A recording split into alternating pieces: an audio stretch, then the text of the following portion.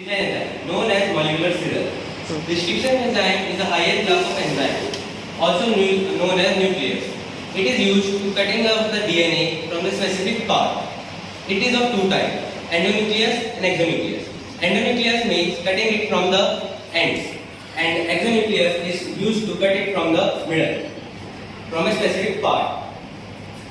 Restriction enzyme was found in 1963. The first restriction enzyme was Hind2, which cut a specific sequence of 6 base pairs. There are more than 900 restriction enzymes found from 230 strains of a bacteria. The restriction enzyme can be named by first genes, second species, third the name of strain, and the fourth is the number of strain which is from isolated in Roman number. Palindromic sequence. It is a specific sequence which can be read from both sides and sound the same. It can be found by using the selectable markers. Restriction enzyme, after cutting it from the DNA, it has two parts, sticky end and blunt end. Like you can see in this, we have taken a foreign DNA and a vector, plasmid. After cutting it from the restriction enzyme, we have joined it using the process ligation. Ligation is a process to bind the hydrogen bond between the DNA molecules. And for the separation process, I would like to call my classmate Vinita for further information. Good morning. I am Vinita Arthur from 12th and I am going to explain the technique gel electrophoresis. तो gel electrophoresis एक ऐसी technique है जिसमें हम DNA fragment जो कि endonuclease restriction endonuclease से अलग-अलग होते हैं उनको हम देख सकते हैं एक टेक्निक के थ्रू जिसको हम बोलते हैं जेल इलेक्ट्रोफोरेसिस।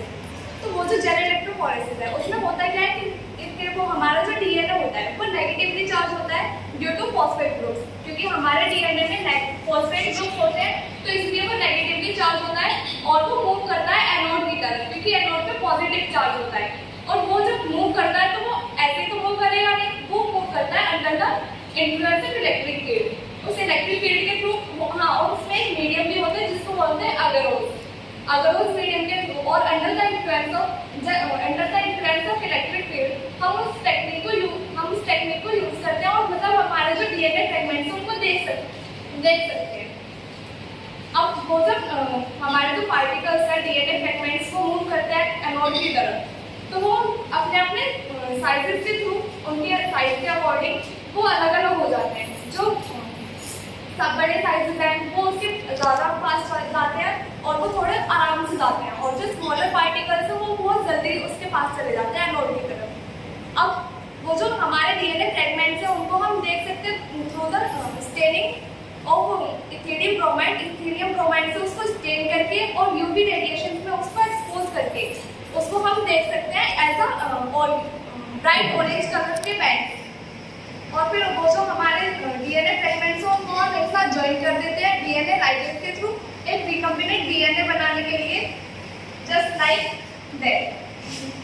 ये जो है ये हमारा एक रिकम्बिनेंट डीएनए है और ये हमारा एक फॉरेन जीन है जिसको हमने जोड़ करके ये एक रिकम्बिनेंट डीएनए बना दिया है। Recombinant DNA means recombination of two DNA.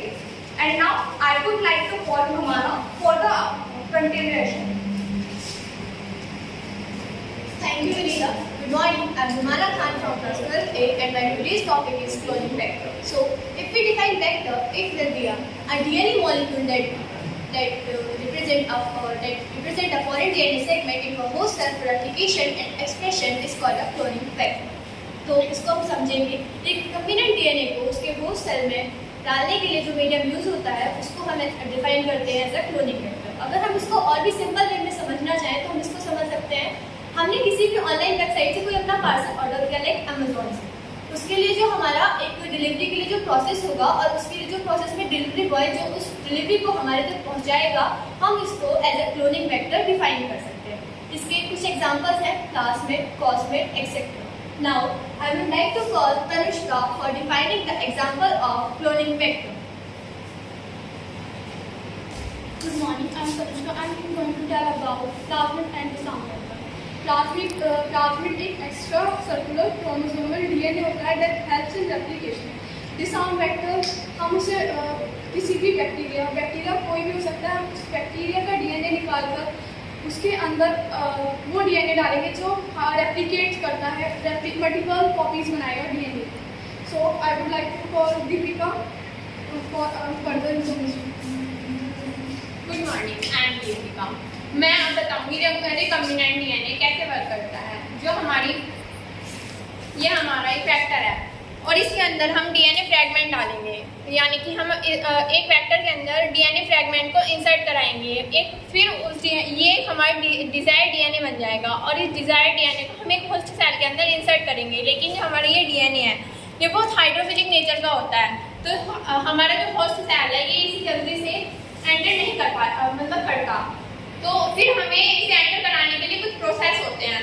इसे हम डाइवेलेंट कैटायन के साथ एक होस्ट सेल को मिक्स कराएंगे और फिर इसे आइस करेंगे, हीट करेंगे और आइस करेंगे, यानी कि ठंडा गर्म और ठंडा करेंगे। जो हम हीट करेंगे वो हम इसे 42 डिग्री सेल्सियस पे करेंगे। तो ये रेडी हो जाएगा अपने डिजायर्ड डीएनए को होस्ट सेल के अंदर इंसर्ट कराने के लिए। लेकिन ये शॉर्ट टाइम का ही प्रोसेस होता है। जो हमारा डिजायर्ड डीएनए है ये बहुत शॉर्ट टाइम के लिए ही इसके अंदर इंसर्ट हो सकता है जल्दी से। तो इसका दूसरा मेथड ये है माइक्रो इंजेक्शन। जो हमारा माइक्रो इंजेक्शन है हमारे होस्ट सेल के अंदर के न्यूक्लियस के अंदर इसे डायरेक्ट इंसर्ट करके इंजेक्ट कर देता है, जो अपने आप को रेप्लिकेट कर देता है। फिर होता है हमारा बायोलिस्टिक गन। बायोलिस्टिक गन एक हमारे टंगस्टन पार्टिकल होते हैं गोल्ड के, और ये कोट होते हैं हमारे डिजायर्ड डीएनए से। तो हम इसे गन से हाई प्रेशर से होस्ट सेल के अंदर जो न्यूक्लियस है उसमें अपने डिजायर्ड